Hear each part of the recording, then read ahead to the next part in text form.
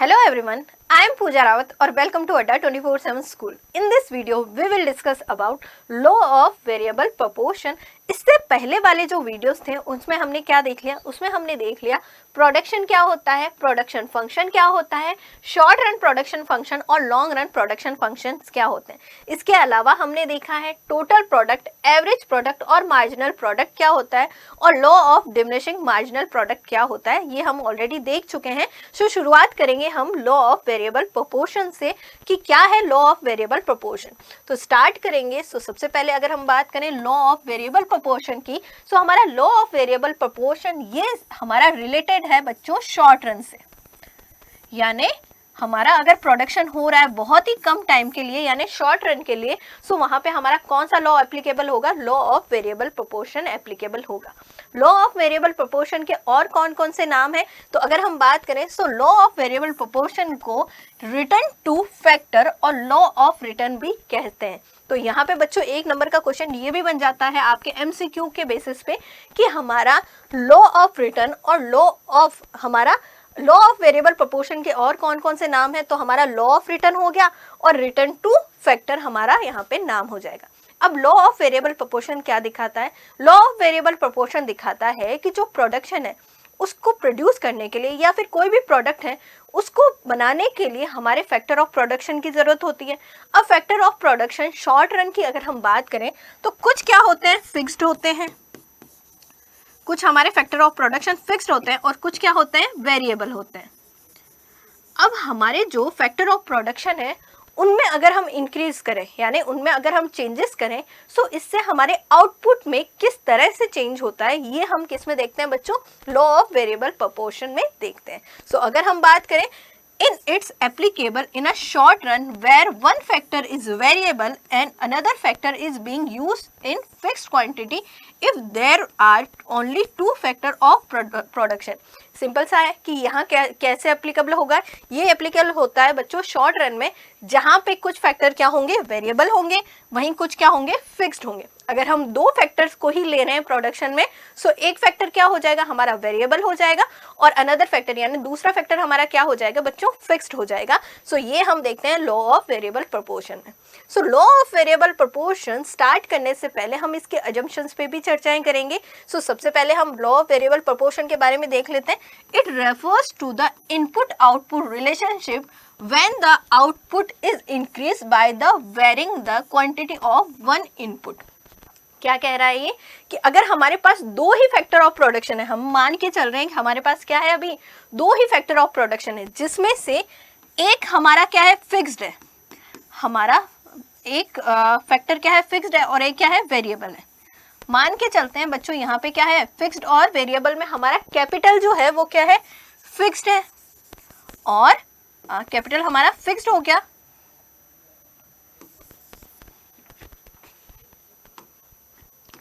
Capital हमारा fixed हो गया और वेरिएबल क्या हो गया? वेरिएबल हमारा लेबर जो है यहाँ पे क्या हो गया? वेरिएबल हो गया. लेबर जो हो गया वेरिएबल होगा. अब अगर हम यहाँ पे फिक्स जो फैक्टर है उनमें कुछ चेंज नहीं हो सकता. चेंज किस में होगा? यहाँ पे वेरिएबल फैक्टर में चेंज होगा. जब भी वेरिएबल फैक्टर में चेंजेस होता है या फिर इंक्रीज होने से हमारा जो आउटपुट है इसमें किस तरह से चेंजेस होगा या किस तरह से इसमें इंक्रीज होगा ये हम किस में देखते हैं? लॉ ऑफ वेरिएबल प्रोपोर्शन में देखते हैं. और यही चीज इसमें लिखी हुई है कि अगर हम इनपुट में चेंजेस करते हैं, हम इनपुट को इंक्रीज करते हैं सो यहाँ पे क्या होगा? हमारे आउटपुट में भी क्या होगा? चेंजेस होगा. सो ये क्या करता है? इनपुट और आउटपुट का रिलेशनशिप बताता है किसके किसके बीच में. आउटपुट हमारा कोई प्रोडक्ट हो गया और इनपुट क्या हो गए? हमारे वेरिएबल फैक्टर होंगे. वैसे तो फिक्स्ड फैक्टर भी होंगे पर वेरी कौन करेगा? यहाँ पे वेरिएबल फैक्टर करेंगे. ठीक है. When the output is increase by varying the quantity of one input. ठीक है. अब इसमें देखेंगे as the quantity of one factor remain fixed and the other factor variable this alter proportion between the factor of production and thus cause variation in the output due to change in the factor proportion. ठीक है, that is known as a law of variable proportion. क्या कह रहा है, ये कह रहा है कि भाई एक फैक्टर हमारा क्या है, यहाँ पे अगर हम एक फैक्टर को फिक्स रखें और हमारा दूसरा जो फैक्टर है बच्चों क्या है, वेरिएबल है, तो ये क्या हो रहे हैं, दोनों हम प्रोपोर्शन के बेसिस पे लेंगे कि एक फिक्स होगा और दूसरा क्या है, वेरी करेगा, यानी दूसरे में चेंजेस होते रहेंगे। अब बच्चों इनका जो प्रोपोर्शन है, इनमें जो चेंजेस हो रहे हैं, इससे हमारा जो टोटल आउटपुट है उसमें किस तरह से चेंजेस होगा, ये हम देखते हैं किसमें, लॉ ऑफ वेरिएबल प्रोपोर्शन में देखते हैं। ठीक है, तो यही दिखा हुआ है, portion between factor of production and thus cause variation in output due to change in a factor proportion. जो हमारा फैक्टर ऑफ प्रोपोर्शन है उसमें चेंज होने से किसमें चेंज होगा, हमारा आउटपुट में चेंज होगा। So that is called law of variable proportion. Law of variable proportion की स्टेजेस जानने से पहले हम बात कर लेते हैं बच्चों इसकी अजम्पशंस की, कि कौन कौन सी अजम्पशंस है जो कि हमें ध्यान रखनी चाहिए law of variable proportion calculate या फिर जानने से पहले। सो सबसे पहली अजम्पशन है, जो हमारी टेक्नोलॉजी दी हुई है, जो हमारा टेक्नोलॉजी अगर हमें क्वेश्चंस में दिया हुआ है या फिर हमें अज्यूम करके चलना है कि जो टेक्नोलॉजी है वो क्या होनी चाहिए, कांस्टेंट होनी चाहिए, उसमें कोई भी चेंज नहीं होना चाहिए। अब आप कहोगे मैम अगर चेंज हो गया तो क्या, यानी कि अगर टेक्नोलॉजी चेंज हो रही है, यानी टेक्नोलॉजी में एडवांसमेंट आ रहा है, सो हमारा यहाँ पे प्रोडक्शन भी क्या होगा बच्चों, इंक्रीज हो जाएगा। और इससे क्या होगा, इससे हमारा कम हमारे इनपुट में क्या होगा, यहाँ पे कम इनपुट में बहुत ज़्यादा इंक्रीमेंट हो जाएगा आउटपुट में, जो कि पॉसिबल नहीं है। इसीलिए हम क्या मान के चलते हैं कि जो हमारी टेक्नोलॉजी है वो क्या होनी चाहिए, कांस्टेंट होनी चाहिए, उसमें कोई भी चेंजेस नहीं होने चाहिए। दूसरा जो हमारा यहाँ पे अजम्पशन है वो क्या कहता है, only some factor are assume to variable and not all the factor of production. क्या कह रहा है कि सम जो प्रोडक्शन, हमारे जो टोटल फैक्टर ऑफ प्रोडक्शन है, टोटल फैक्टर ऑफ प्रोडक्शन में क्या होंगे, यहाँ पे मान के चलते हैं कि कुछ क्या होंगे, वेरिएबल होंगे और कुछ क्या होंगे, हमारे फिक्स्ड होंगे। ठीक है, सारे ही हमारे वेरिएबल नहीं होंगे या फिर सारे ही फिक्स्ड नहीं होंगे। सो हम मान के चलेंगे कि कुछ फैक्टर हमारे वेरिएबल है और कुछ क्या है, फिक्स्ड है। अगला है यहाँ पे the law related to short period of time. मैंने कहा था ये किससे रिलेटेड, हमारे शॉर्ट रन से रिलेटेड है। लॉन्ग रन से रिलेटेड जो हमारा लॉ है वो है हमारा रिटर्न टू स्केल, उसके बारे में भी हम आगे वाले वीडियोस में देखेंगे।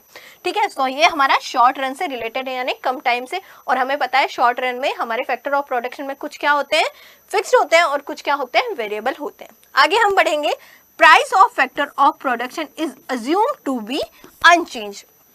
अब जो फैक्टर की जो प्राइस है ये अज्यूम करके चल रहे हैं, उनमें भी चेंज नहीं होगा। जैसे कि लेबर है, लेबर की जो प्राइस है यानी लेबर का जो रेम्यूनरेशन है उसमें भी क्या हो रहा है, कोई चेंजेस नहीं हो रहा है। रॉ मटेरियल है उसमें भी क्या हो रहा है बच्चों, कोई चेंज नहीं हो रहा है। रॉ मटेरियल है उसमें भी क्या है, कोई चेंज नहीं हो रहा है। सो हम क्या करेंगे, यहाँ पे प्राइस क्या होगी, यहाँ पे अनचेंज्ड है, कोई भी चेंजेस नहीं होंगे। आगे की जो अजम्पशंस है वो क्या है, output is measure in physical term. जो आउटपुट होगा बच्चों, जो गुड्स होंगे, ठीक है, उनको हम कैसे दिखाएंगे, उनको फिजिकल टर्म में दिखाएंगे कि जैसे मुझे ये पेन बनाना है, ठीक है, तो मैंने टोटल कितनी क्वांटिटी बनाई है, यानी मेरा आउटपुट जो होगा, मान लो मैंने क्या करा है, यहाँ पे 2000 यूनिट्स के क्या बनाए हैं, पेन बनाए हैं। 2000 यूनिट्स मैंने प्रोड्यूस की है, कितनी पेन की, यहाँ पे 2000 पेन मैंने बनाए हैं। तो बच्चों ये आउटपुट हुआ, और आउटपुट हम किस में लिखेंगे, यहाँ पे फिजिकल टर्म में हम उनको कैलकुलेट कर सकते हैं, इस तरह से लिखेंगे। सो यहाँ पे output is measure in a physical term. आगे हम देखेंगे, the law is based upon the possibility of varying the proportion in which the various factor can be combined to produce a product. ठीक है, यहाँ पे बच्चों ये जो लॉ है वो किसके बेसिस पे है, यहाँ पे बेसिस पे है जो हमारा वेरी कर रहा है प्रोपोर्शन। हमारे कुछ जो मान के चलते हैं भाई, कुछ क्या होते हैं, कुछ फैक्टर हम शॉर्ट रन में क्या होते हैं, फिक्स्ड होते हैं, हमारे कुछ फैक्टर फिक्स्ड होते हैं, वहीं कुछ क्या होते हैं, वेरी होते हैं। ठीक है, यानी वो चेंज होते रहते हैं। जैसे फिक्स्ड में हम मान के चलते हैं कैपिटल जो है वो क्या है मैम, फिक्स्ड है, वहीं हमारा लेबर जो है वो क्या है, हमारा वेरी करता है। अब मान लो हमें प्रोडक्शन करना है, तो उसके लिए हम क्या करेंगे, हम एक ही कैपिटल रखते हैं और एक क्या रख रहे हैं, लेबर रख रहे हैं। ठीक है, अब बच्चों कैपिटल में चेंजेस नहीं कर सकते, पर चेंजेस किस में कर सकते हैं, हम लेबर में कर सकते हैं। तो हमारा एक कैपिटल और हमने 2 लेबर का यूज कर लिया, वहीं हम यहाँ पे एक कैपिटल और 3 लेबर का यूज कर लिया। ठीक है, तो हमारा पहला क्या हो गया बच्चों, यहाँ पे पहला प्रोपोर्शन ये हो गया। ठीक है। दूसरा प्रोपोर्शन हमारा ये हो गया, तीसरा प्रोपोर्शन क्या हो गया, ये हो गया। यानी फैक्टर में जो है हम क्या कर रहे हैं, फैक्टर की जो क्वांटिटी है उनमें, फैक्टर ऑफ प्रोडक्शन की जो क्वांटिटी है उनमें चेंजेस कर रहे हैं, और इससे हमारा जो आउटपुट है वो क्या होगा, उसमें भी चेंजेस आएंगे। So that is called law of variable proportion. आगे हम देखेंगे, it is assume that the firm use the best and the most efficient technique. और यहाँ पे बच्चों हम अज्यूम करके चलते हैं कि जो भी फर्म है या जो प्रोड्यूसर है वो क्या कर रहा है, यहाँ पे बेस्ट और मोस्ट जो एफिशिएंट जो टेक्निक है जिससे कि कॉस्ट और टाइम दोनों ही बचता है उसका यूज कर रहा है। तो यहाँ पे क्या हो गया, हमारा बेस्ट एफिशिएंट टेक्निक का वो यूज कर रहा है। नेक्स्ट है, the factor of production are divisible into variable unit. ठीक है, विजिबल यूनिट, यानी हमारा जो फैक्टर ऑफ प्रोडक्शन है बच्चों, इसको हम डिवाइड किस में करेंगे, यहाँ पे जो विजिबल यूनिट है जिनको हम देख सकते हैं उनमें हमें डिवाइड करना है। सो बच्चों यहाँ पे ये कुछ अजम्पशंस है जिनको ध्यान में रख के हमें क्या पता लगाना है, हमें लॉ ऑफ वेरिएबल प्रोपोर्शन के बारे में जानना है। सो अब जानते हैं लॉ ऑफ वेरिएबल प्रोपोर्शन के बारे में। सो इसको हम समझेंगे इस टेबल के थ्रू।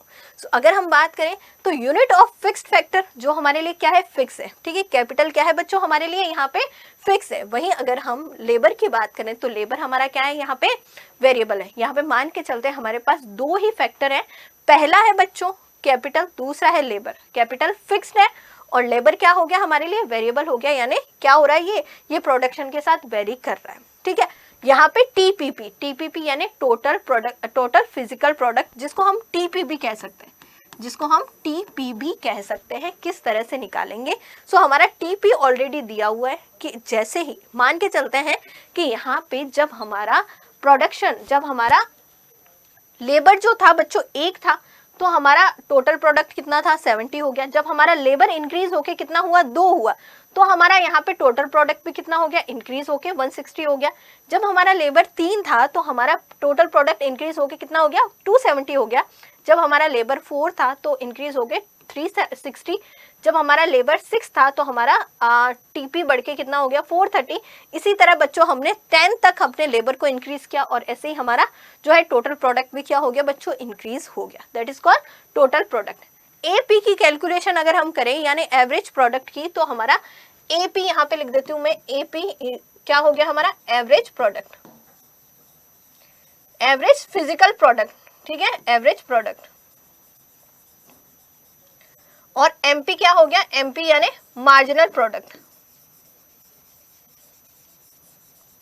Marginal product. सो सबसे पहले अगर हम बात करें तो एपी को किस तरह से कैलकुलेट किया जाता है। सो अगर हम देखें तो टीपी बटे क्यू, क्यू क्या हो गया हमारा जो वेरिएबल फैक्टर है उसको अगर हम क्या करेंगे, यहाँ पे जो हमारा वेरिएबल फैक्टर है उसको डिवाइड करेंगे हम टीपी से यानी टोटल प्रोडक्ट से, तो हमें क्या मिल जाएगा, यहाँ पे एपी मिल जाएगा। इसको टीपी भी कहते हैं। ठीक है, इसको टोटल प्रोडक्ट भी कहते हैं, टोटल फिजिकल प्रोडक्ट भी कह सकते हैं। सो सिंपल सा है, अगर हमें एपी निकालना है तो हमें क्या करना पड़ेगा मैम, यहाँ पे जो टीपी है इसको हमें हमारे जो वेरिएबल फैक्टर है यानी लेबर है उससे डिवाइड करना पड़ेगा। सो सिंपल है, 0 को 0 से डिवाइड किया तो 0 आ गया, 70 को 1 से डिवाइड किया तो मैम 70 आ गया। ठीक है, 160 को 2 से डिवाइड करेंगे तो मैम 80 आ जाएगा। 270 को हम यहाँ पे 3 से डिवाइड करेंगे तो यहाँ पे आएगा, यहाँ पे 9 आ जाएगा। ठीक है, 90 आ जाएगा। 360 को हम यहाँ पे 4 से डिवाइड करेंगे तो यहाँ पे आ जाएगा, यहाँ पे 90 आ जाएगा।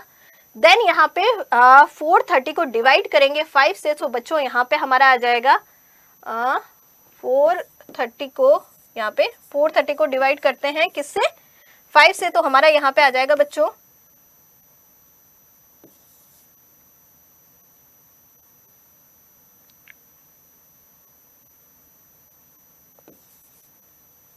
हमारे यहाँ पे आ जाएगा 82।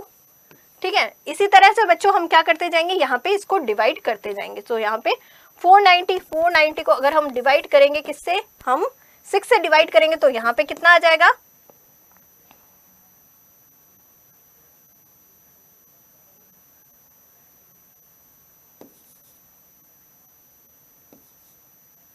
How possible. ठीक है, तो हम यहाँ पे क्या करेंगे बच्चों, एपी निकालने के लिए हमें क्या करना पड़ेगा, यहाँ पे हम क्या करेंगे, फैक्टर को यहाँ पे माइनस करते जाएंगे। अब अगर हम बात करें बच्चों, तो हमने यहाँ पे एपी हम इसको इजीली कैलकुलेट कर सकते हैं। अब हम बात करेंगे एमपी की, तो एमपी को कैसे कैलकुलेट करेंगे। सो यहाँ पे एमपी को कैलकुलेट करने का फॉर्मूला है डेल्टा टीपी बटे डेल्टा क्यू, यानी कि हमारा जो टोटल प्रोडक्ट है उसमें हम क्या करेंगे मैम, उसमें हम यहाँ पे हमारा जो लेबर है उसको हम यहाँ पे कितना चेंज आया लेबर में, ठीक है, टोटल प्रोडक्ट में जितना चेंज है उसको हम डिवाइड कर देंगे टोटल क्वांटिटी में जो चेंज आया है उससे, तो हम इससे क्या कैलकुलेट कर सकते हैं, हम एमपीपी कैलकुलेट कर सकते हैं। ठीक है, जैसे अगर हम बात करें तो हमारा टीपी यहाँ पे क्या हो गया, टीपी मैम पहले कितना इंक्रीज हुआ है, 0 से 70 इंक्रीज हुआ है, और हमारा लेबर 0 से 1 में इंक्रीज हुआ है, तो यहाँ पे पहले में क्या आ जाएगा, 0 आ जाएगा। यहाँ पे हमने इसको डिवाइड किया तो यहाँ पे 70 आ जाएगा। अब मैम कितने से इंक्रीमेंट हो रहा है, 160 से हमने 70, यानी कितना चेंजेस हो रहा है, तो 160 में से 70 को यहाँ पे माइनस करेंगे एंड देन हम यहाँ पे डिवाइड कर देंगे किससे, यहाँ पे 1 से। कितना चेंजेस हो रहा है मैम, 1 का चेंजेस हो रहा है, ठीक है, 1 से इंक्रीमेंट हो रहा है, 1 से क्या हो रहा है मैम, इंक्रीमेंट हो रहा है, 1 से हम यहाँ पे इंक्रीमेंट देख रहे हैं।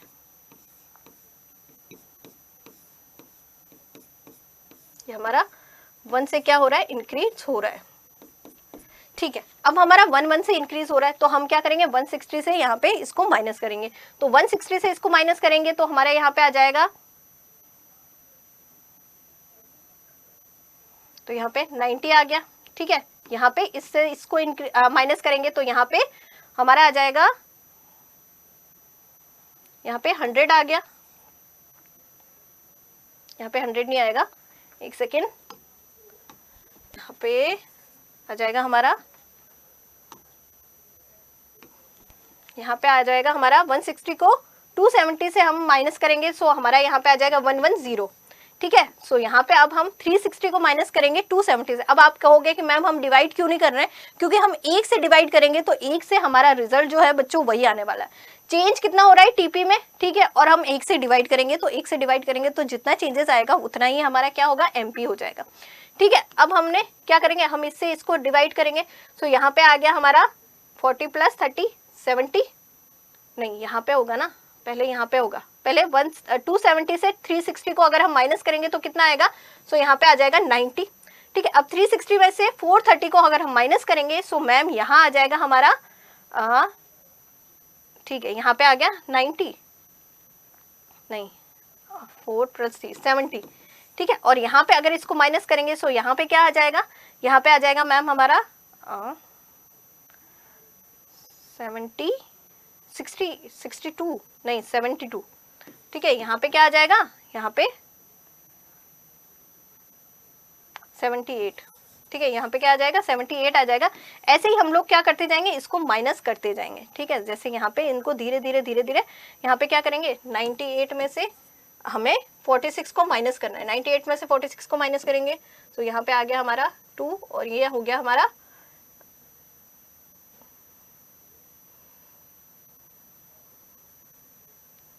52। ठीक है, ये हो गया 52 और यहाँ पे क्या हो रहा है, यहाँ पे कोई भी इंक्रीमेंट नहीं हो रहा है, सो यहाँ पे क्या हो जाएगा, 0 हो जाएगा और ऐसे ही हमारा ये माइनस में चला जाएगा धीरे धीरे। सो हम क्या देख रहे हैं बच्चों, यहाँ पे हमने देखा कि हमारे पास क्या दिया हुआ है, हमारे जो लेबर है उसमें चेंजेस हो रहे हैं। अब लेबर में चेंजेस होने से हमारा जो टीपी है इसमें चेंजेस हो रहा है। अब टीपी में चेंजेस होने से हमारा जो एमपी है पहले तो क्या होगा, बढ़ेगा, फिर धीरे धीरे क्या होता है बच्चों, गिरना शुरू हो जाता है। ऐसे ही हमारा एमपी भी पहले क्या होता है, बढ़ता है और उसके बाद में क्या होता है, गिरना शुरू हो जाता है। ठीक है, अब अगर हम बात करें तो अब मैं इसको हटा रही हूँ, ठीक है, ताकि हमें जानने में आसानी होगी।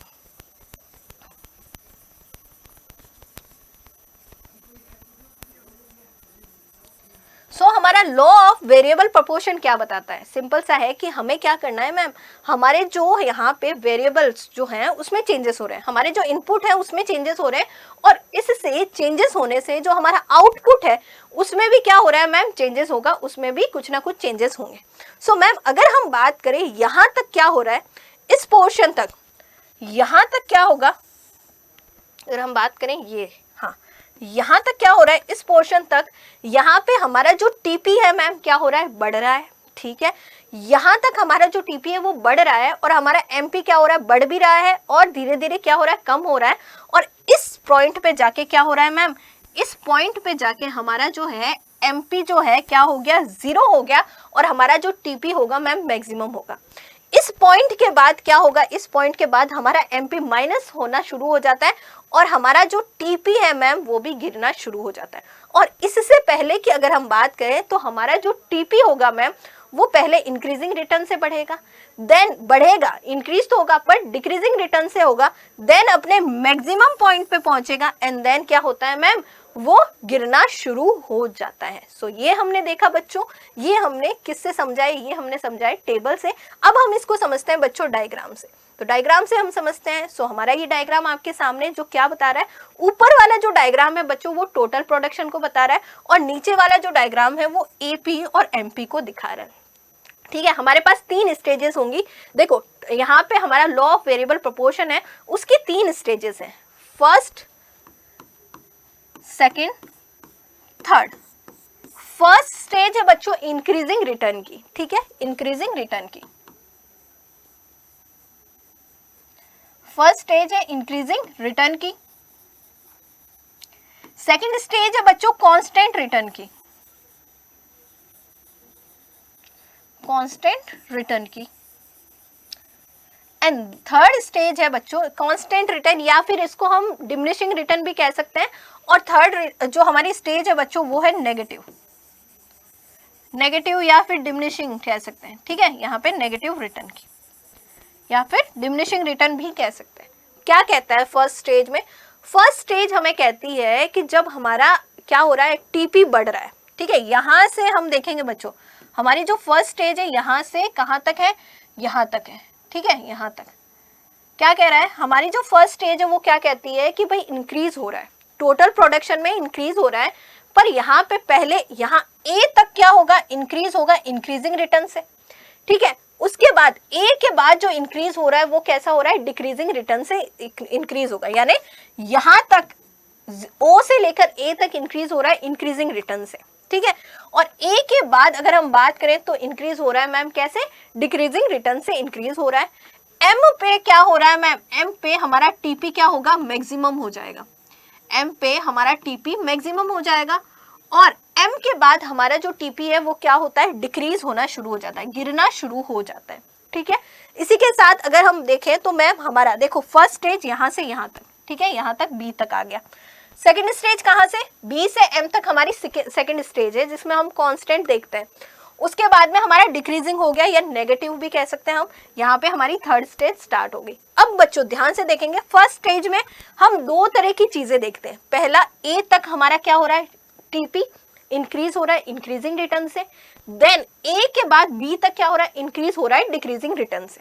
ठीक है, सो बच्चों इसी के साथ हम यहाँ पे देखेंगे एमपी और एपी को। सो ये हमारा एमपी कर्व है।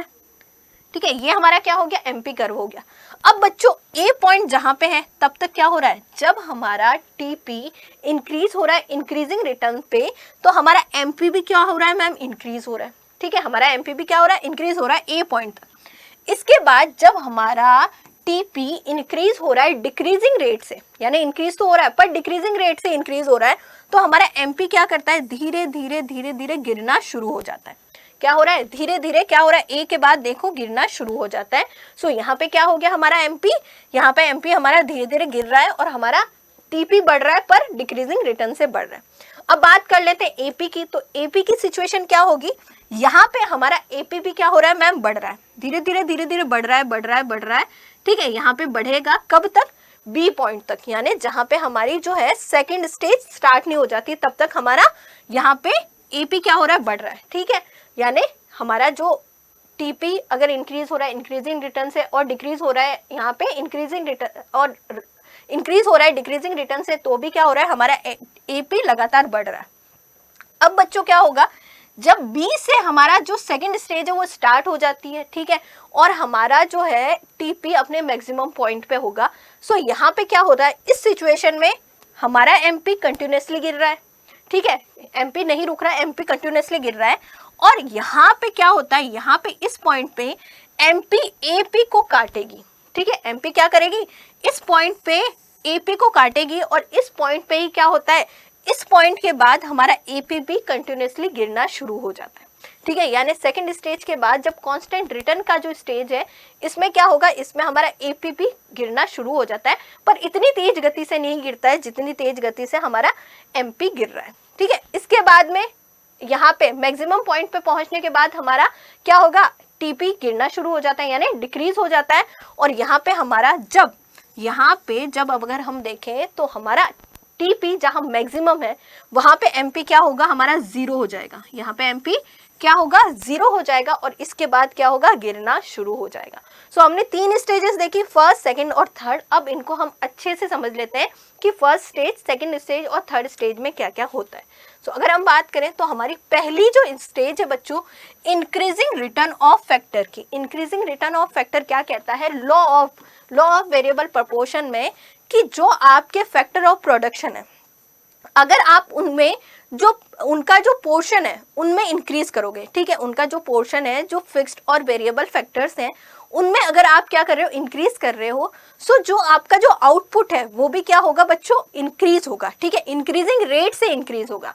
तो क्या देखते हैं, in this stage when total product TP increase at an increasing rate, marginal product यानी MP is increase and AP is also increasing.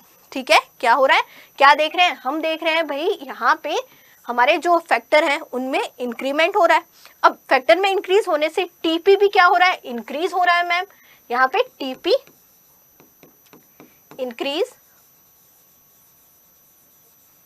और यहाँ पे इंक्रीजिंग रेट से इंक्रीज हो रहा है, यानी अगर आपने 2 से इंक्रीज किया है फैक्टर को तो हमारा जो है प्रोडक्शन कितने से इंक्रीज हो रहा है, 10 से इंक्रीज हो रहा है। ठीक है, मार्जिनल प्रोडक्ट भी क्या हो रहा है, एमपी भी इंक्रीज हो रहा है, एमपी भी इंक्रीज हो रहा है और यहाँ पे हमारा एपी भी क्या हो रहा है मैम, इंक्रीज हो रहा है। ठीक है, ये हमने देखा कहाँ तक, यहाँ से लेकर मैम यहाँ तक, यहाँ पे इंक्रीज हो रहा है, सब इंक्रीज हो रहा है। ठीक है, इस स्टेज में, ये हमारी फर्स्ट स्टेज है जिसमें हमने देखा क्या हो रहा है, यहाँ पे हमारा टीपी भी इंक्रीज हो रहा है, एमपी भी इंक्रीज हो रहा है और एपी भी क्या हो रहा है मैम, कंटिन्यूसली इंक्रीज हो रहा है। तो ये वाला जो है पहली स्टेज है, that is increasing return two factor. अगली जो स्टेज है ma'am, diminishing return two factor. Diminishing return two factor क्या बताती है, डिमिनिशिंग रिटर्न टू फैक्टर बताती है, देखो ये वैसे तो ये पहला वाला जो है हमारी फर्स्ट स्टेज में ही आएगा जिसमें क्या होता है, इंक्रीज होता है डिमिनिशिंग रेट से। ठीक है, in this stage when total product TP increase at a decreasing rate और marginal product MP decrease at and MP is increasing. ठीक है, क्या हो रहा है, मैंने पहले ही बताया आपको कि यहाँ पे ए पॉइंट के बाद क्या हो रहा है मैम, इंक्रीज तो हो रहा है पर टीपी क्या हो रहा है, डिक्रीजिंग रेट से इंक्रीज हो रहा है और हमारा जो एमपी है मैम क्या हो रहा है, एमपी अब गिरना शुरू हो जाता है पर हमारा एपी अभी भी क्या हो रहा है, इंक्रीज हो रहा है। ठीक है, अब बच्चों इस पॉइंट के बाद, बी पॉइंट के बाद क्या होता है, when total product is maximum. ठीक है, यहाँ पे क्या हो रहा है, हमारा टोटल प्रोडक्ट मैक्सिमम हो जाता है तो हमारा मार्जिनल प्रोडक्ट क्या होता है, जीरो होता है और एपी क्या होता है, डिक्लाइन होना शुरू हो जाता है। ठीक है, यहाँ पे इस पॉइंट के बाद क्या होगा, हमारा एमपी डिक्लाइन होना शुरू हो जाएगा, यहाँ पे टीपी क्या होगा, मैक्सिमम पॉइंट पे होगा और एमपी क्या होगा, यहाँ पे जीरो हो जाएगा। ये हमारी सेकंड स्टेज है, that is diminishing return of factor. अगली जो है बच्चों नेगेटिव रिटर्न ऑफ फैक्टर है। नेगेटिव रिटर्न ऑफ फैक्टर क्या कहता है, when total product TP start decreasing marginal product MP is negative and AP is decreasing. ठीक है, यहाँ पे क्या होगा बच्चों, एपी डिक्रीज नहीं होता है। अब आप कहोगे मैम एपी माइनस में क्यों नहीं गया, वो इसलिए माइनस में नहीं गया क्योंकि हमारा जो टीपी है वो अभी भी क्या है, पॉजिटिव है। तो यहाँ पे बच्चों इस स्टेज के बाद देखेंगे, एम के बाद देखेंगे, यहाँ पे क्या हो रहा है, हमारा टीपी क्या हो रहा है, गिर रहा है। ठीक है, एमपी क्या हो गया मैम, नेगेटिव हो गया। यहाँ पे एमपी थर्ड स्टेज में क्या हो गया, नेगेटिव हो गया और एपी अभी भी क्या हो रहा है मैम, गिर रहा है। ठीक है, नेगेटिव नहीं हुआ पर गिर रहा है।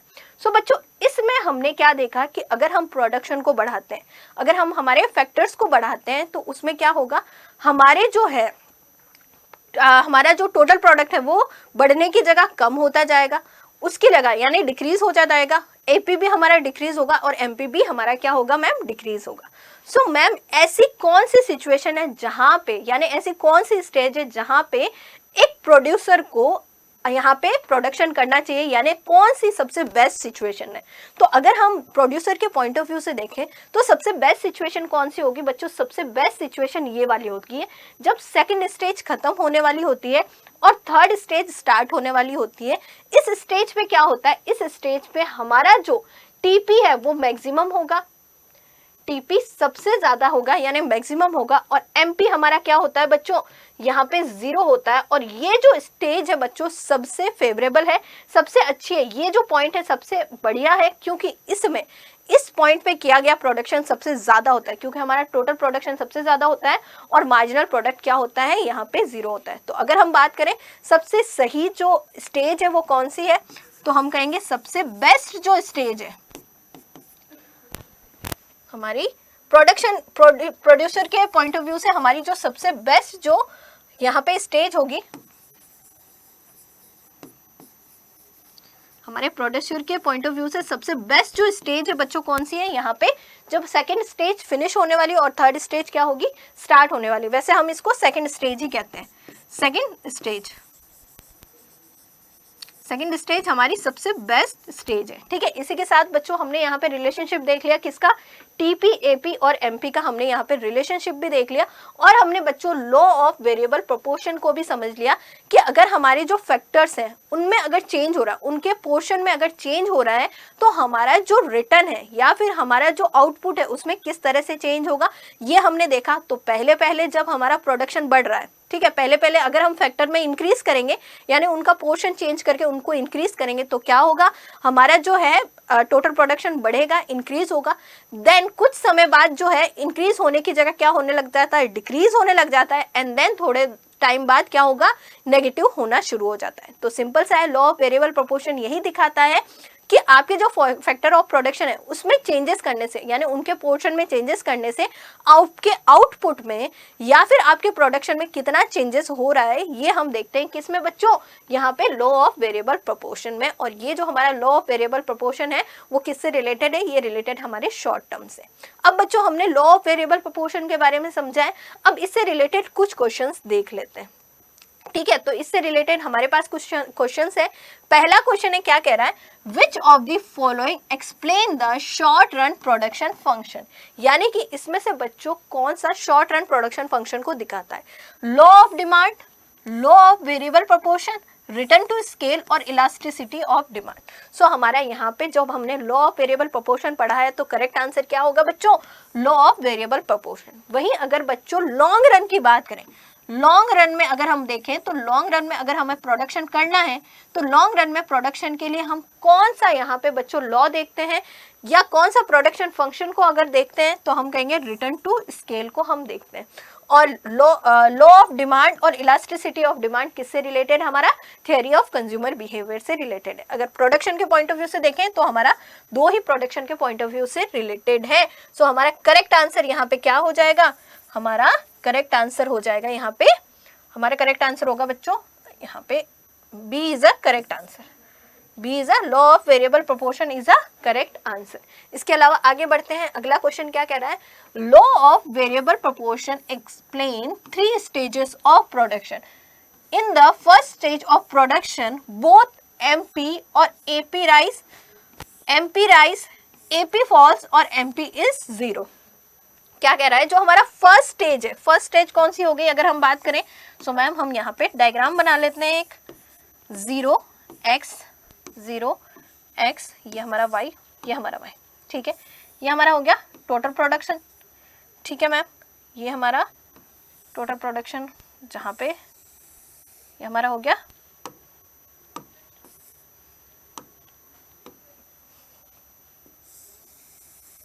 ये हमारा हो गया एमपी।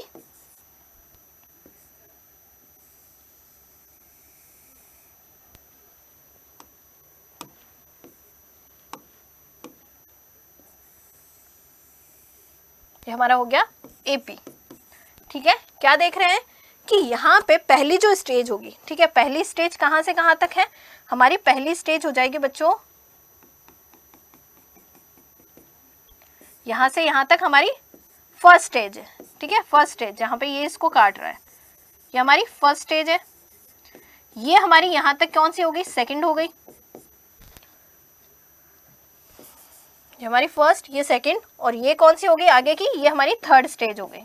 ठीक है, फर्स्ट स्टेज में क्या देखते हैं, फर्स्ट स्टेज में अगर हम बात करें सो मैम फर्स्ट स्टेज क्या बताती है, फर्स्ट स्टेज बताती है कि टीपी क्या हो रहा है, बढ़ रहा है, इंक्रीजिंग रिटर्न से बढ़ रहा है। वहीं अगर हम बात करें तो हमारा एमपीबी यहाँ पे क्या हो रहा है मैम, एमपीबी इंक्रीज हो रहा है फर्स्ट स्टेज में, वहीं हमारा एपीबी क्या हो रहा है मैम, इंक्रीज हो रहा है। तो हम कहेंगे इस स्टेज में क्या होता है, बोथ एमपी और AP rise and TP is also rise, TP is also rise.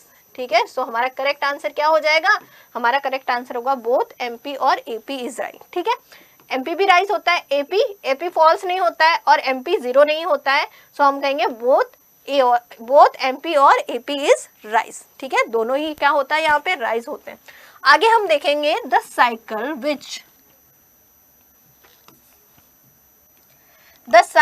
which increase first and after being constant start to reduce its call।